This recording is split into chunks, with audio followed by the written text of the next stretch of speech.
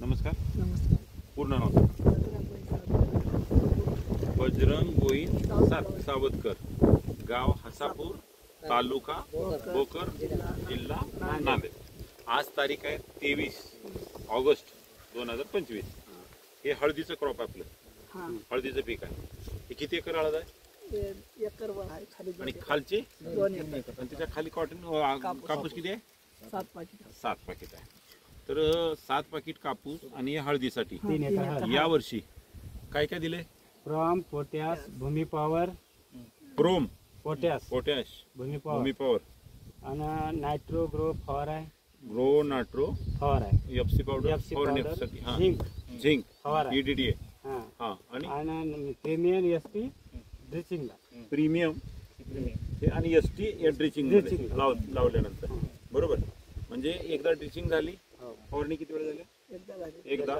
खत एकदा टाकलंय, खत एकदा, दोनदा झाले. दोनदा झाले. तर आता ही जे वापरलं याचा नेमका फायदा काय झाला?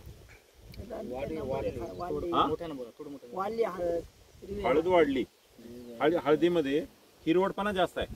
हे जे ग्रीनरी आहे की नाही, ही ग्रीनरी काळपट आहे. हळद पिवळी असते पण आपली हळद काळी आहे, हिरवी आहे. जवळ बळा जवळ मोबाईल खाली धर. आता याच्यामध्ये तुम्हाला हे बुडामध्ये जरा जाड वाटते का? बुडामध्ये आहे ना. हा, पांढऱ्या मुळ्याची संख्या आपण आता बघितली. तुमच्या शेतामध्ये पांढऱ्या मुळ्याची संख्या जास्त आहे. तर ह्याला दुसरं कुठलं खत वापरलंय? फवारण्या दुसऱ्या कुठल्या? आता तुमच्या गावात दुसऱ्या पण हळदी आहेत. त्या हळदीमध्ये आणि आपल्या हळदीमध्ये नेमका फरक आहे? फरक आपली हिरवी आहे, खाली बुडाला जाड आहे. हा, पानं पानाचं रुंद आहे आपलं.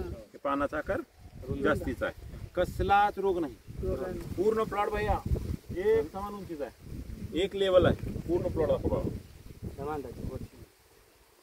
पूर्ण प्लॉट एकसारखा आहे. आता हे ग्रीन पॅन्टचं वापरायचं वर्ष किती आहे? दुसरं वर्ष. वापरून समाधानी?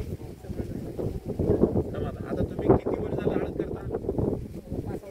5-6 वर्ष झाले. 5-6 वर्षामध्ये सगळ्यात भारी हळद कधी आहे?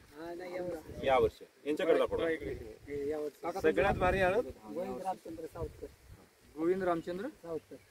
काका, आपण आपल्या खाली कापसामध्ये पण बघितलं, इथं आपले सेंद्रिय खतं वापरला आणि इथं पण सेंद्रिय वापरला. जिथं वापरलं नाही आणि त्या ठिकाणचा फरक आणि ज्या ठिकाणी वापरला त्या ठिकाणचा फरक तुम्हाला काय वाटतं सांगा बरं. चांगला फरक आहे. कसं म्हणजे तुम्हाला मी आता दाखवलं, आता माझे हात पण खराब आहे तेव्हा माती उकरून दाखवलं तुम्हाला. तर त्या ठिकाणी ज्यावेळेस आपण उकरल्यानंतर आपल्या शेतामध्ये टाकलेल्या खतामुळं त्या खतालाच पांढऱ्या मुळ्या फुटले आणि शेजारच्या खतामध्ये टाकलं, तिथं आपण उकरून बघितलं, तिथं आहे का? तिथं पांढऱ्या मुळ्या आहेत का? नाही. हे आपल्या कंपनीचा फरक आहे आणि त्याच्यामुळं आपली जमीन मऊ होते, भुसभुशीत होते, बिनरोगी होते. उद्या चालून पिकाला रोग राही येण्याची कमी शक्यता. तर तुम्ही आता किती वर्षाला वापरतो? दुसरा वर्ष वापरला. आता हे लोकांनी हे खत वापरावं का? वापरावं. चांगलं आहे का? चांगला आहे. तर आपल्या कंपनीचा एक विषय नाही, हे काळे वाचवा, रसायनमुक्त शेती आणि कृषीमुक्त अन्न हे लोकांना कसं पोहोचल आणि लोक कसं बिनरोगी राहतील हे आपल्या कंपनीचा उद्देश आहे. आणि त्या कंपनीच्या आपल्या उद्देशामध्ये त्याबद्दल कंपनीतर्फे तुमचा आम्ही आभार मानतो.